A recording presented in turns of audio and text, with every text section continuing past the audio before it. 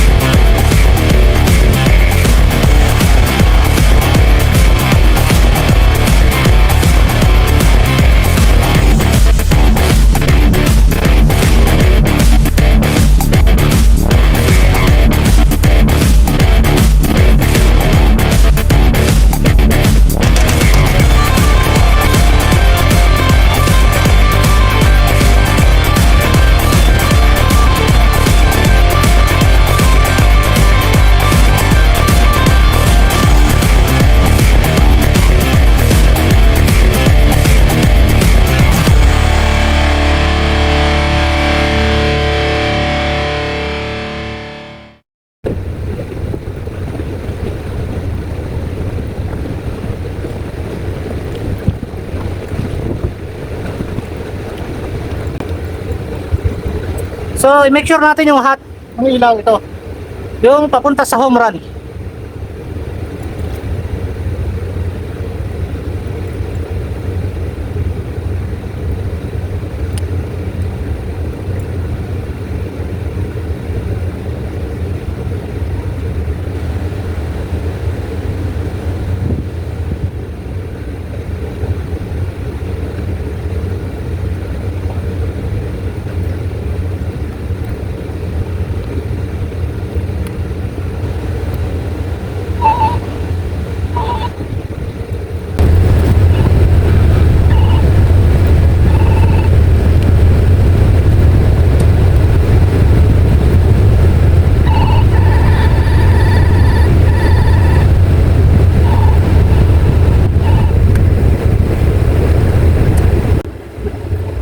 So, ito yung meron kaya ako pupunta rito sa switch.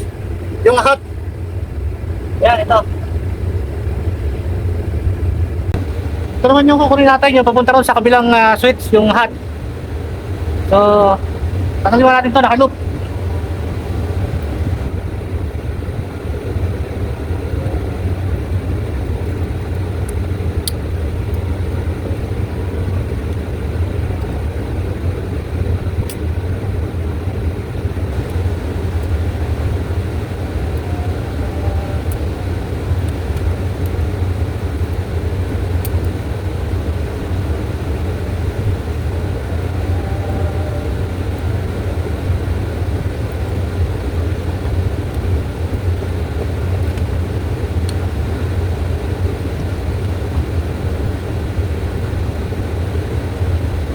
Ayan.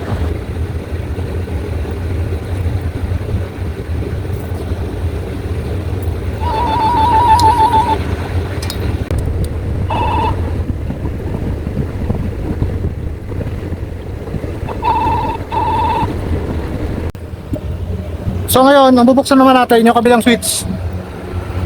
Dito sa may pinto.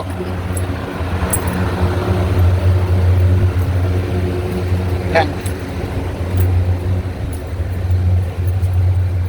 Dito, siguraduhin natin yung hot na rito para hindi magkabaliktad.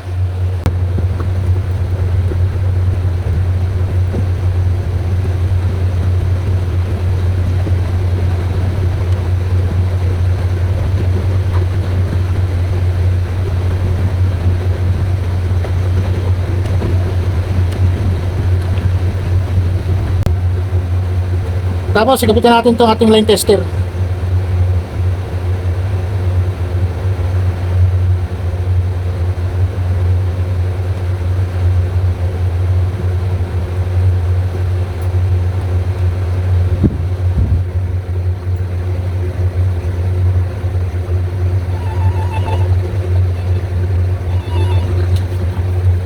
hanapin natin doon sa kabila. So yan guys, ito na yung ating hot para sa ilaw na to. So okay na. So gagawin naman natin yung sa home run. Pero ibabalik ko muna itong kanyang switch para wala na tayong masyadong trabaho. Bawas trabaho.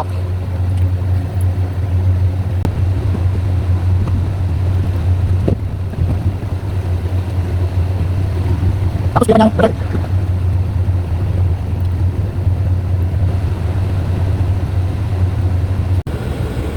so ngayon guys, kailangan kong buksan to dahil dito ako maglalagay ng home run. Ayan, dito papunta rito. Dahil ito may, ano to, may power. Try natin. Gamitin natin ng ating voltage tester. Ayan o.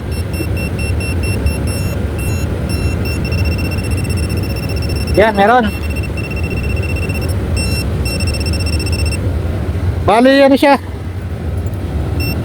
3 phase. Yan o. So, dito ako kukuha ng power source para sa ilaw natin. So, yan guys. Balik tayo dito sa pakalawang switch para sa control na isang ilaw dito. Bali, ito. Wala na to. Hindi natin kailangan itong isang cable na to. So, cancel na natin. Kasi ito na yung return para dito sa isang ilaw. Bali, isang ilaw lang naman yung kinokontrol nito. Ayan.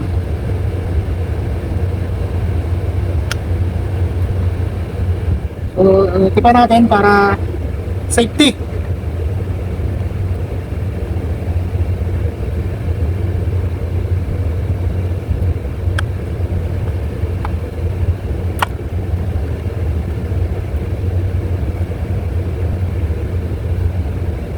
So, ito na yung kanyang return para dito sa ilaw.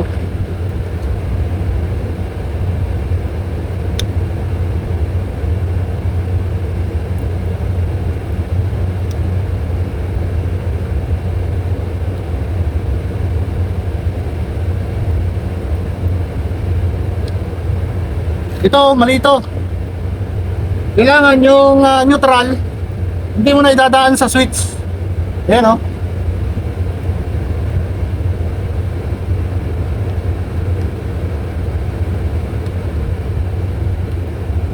Ayan.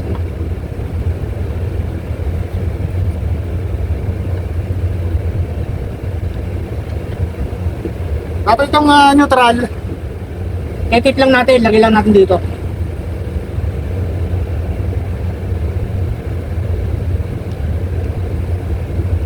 So ito yung ating hot. Ito. Lagyan natin dito sa ilalim.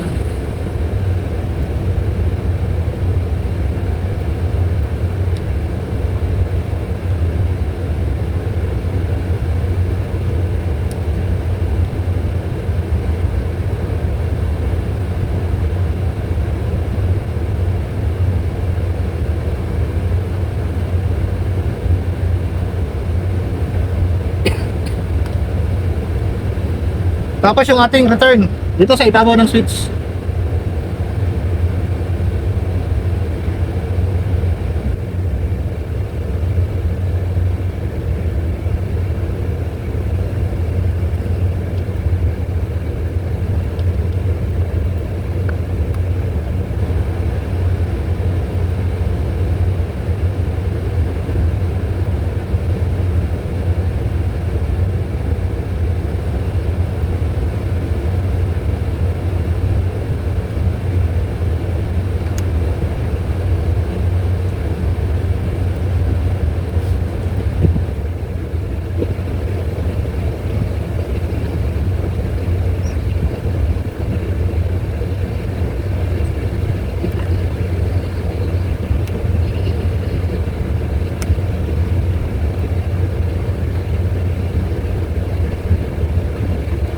Tapos ito, tipa lang natin dahil neutral to. Hindi mo na kailangan idaan sa switch niya.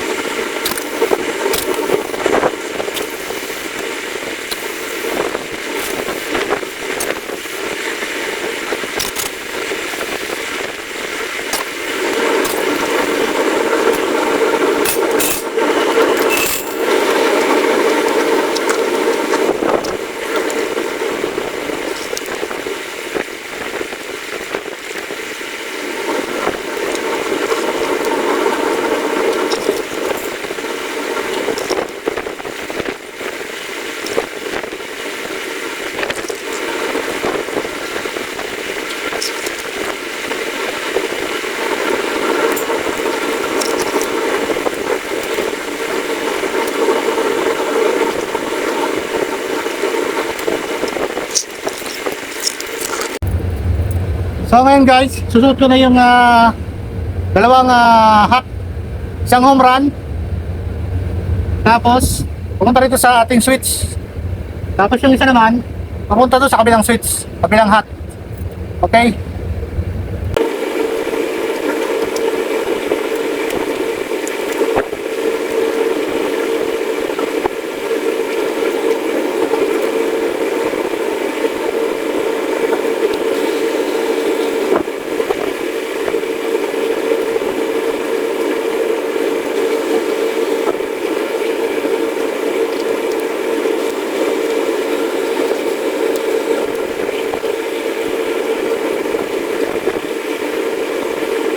So yun guys, update tayo.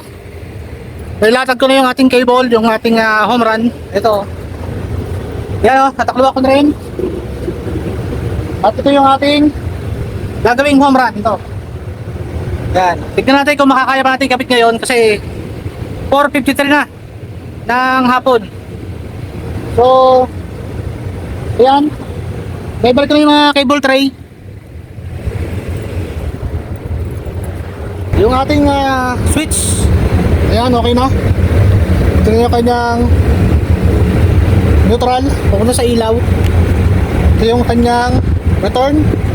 Ito yung kanyang hot, may looping, papunta ron sa kabilang switch. So ayan, papunta ron sa kabilang switch. So mamaya, testing na rin natin kung okay yung ating pagkaka-wiring. Alright. So ngayon guys, kakapit naman natin tong circuit breaker.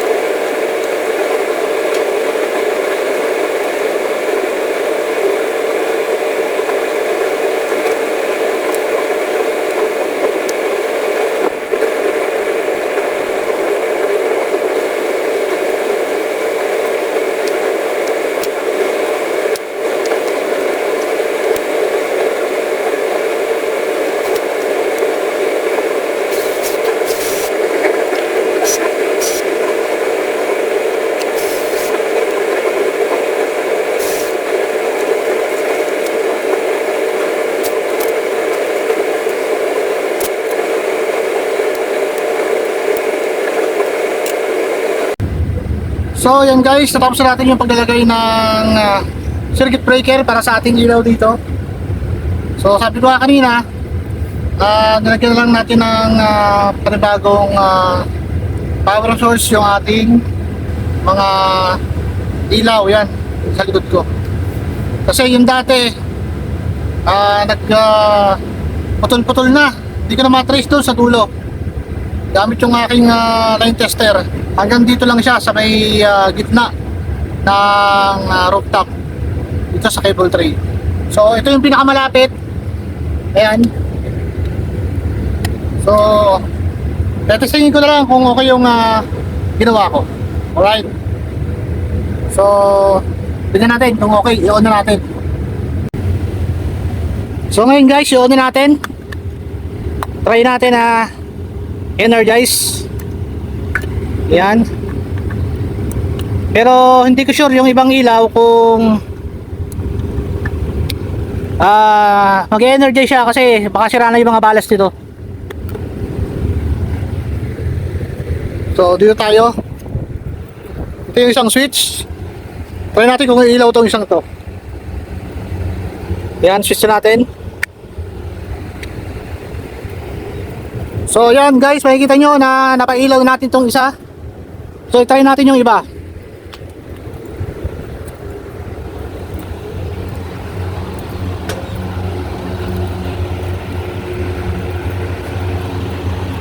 So try natin tong isa. Switch natin. Ito, hindi pa makakailaw to kasi tinanggal ko yung kanyang fixture. Alright, so try natin to.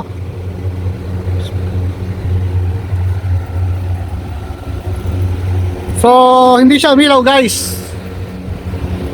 Ayan o. Malamang sira yung ano nito, sira yung balas. Ayan, ayan o.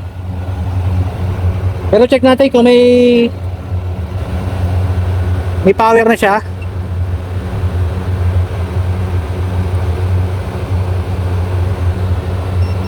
Ayan. So meron. Pero dito wala. So try natin yung kanyang switch. Baka sira na yung switch niya.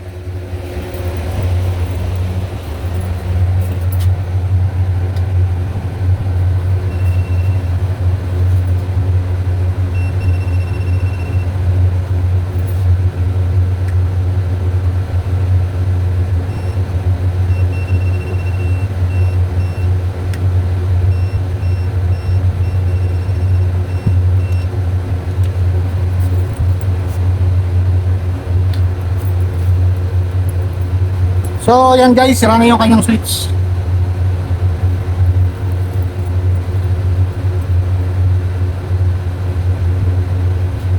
Kasi dapat pag naka-on yung ating switch, kailangan na may dadali na ritong power. Pero wala.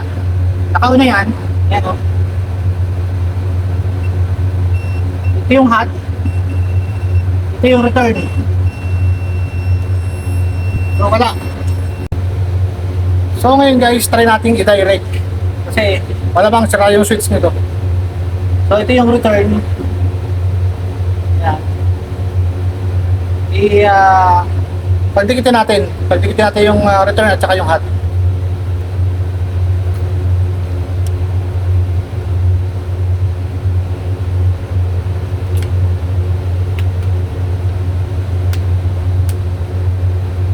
So yan guys, umilaw.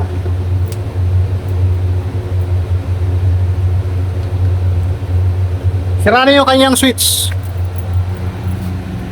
So yan, naka-direct. Tapos ito siya guys. Ayan, umilaw. Kaya lang ito, hindi.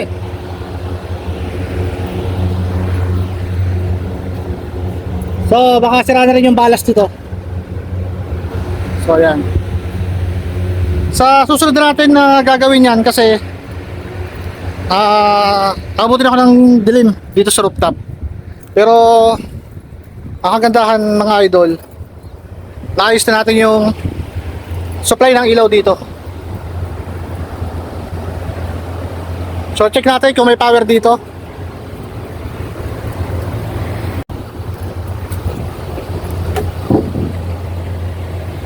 So ito yung isa. Check natin kung may dumadaloy ng power. Yan.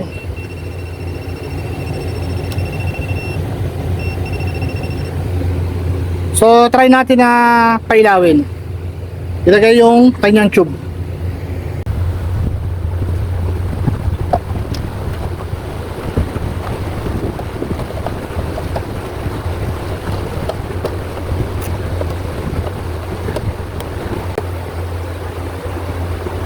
Sana gumana guys.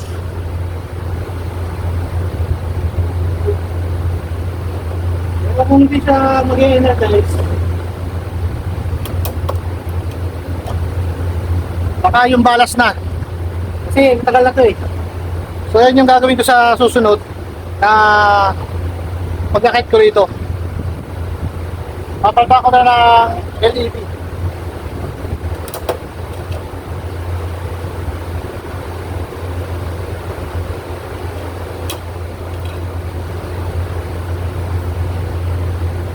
So ayan, kita nyo guys, sumilaw. So ayan. Okay pa yung ating fluorescent tube dito. So ayan. So okay na yan guys. Dito tayo sa kabila. So ayan nga. Naayos na natin yung switch. Ayan o. On natin. So, ito, kinabit ko na rin kahit hindi umiilaw. Problema nito, balas. Yan o. Yan. Ilaw na. O, yun. Kunting galaw lang pala. Kala ko balas ang papalitan. So, ayan, maliwanag na rito pag maggagawa sa gabi. Ayan, napailaw na natin.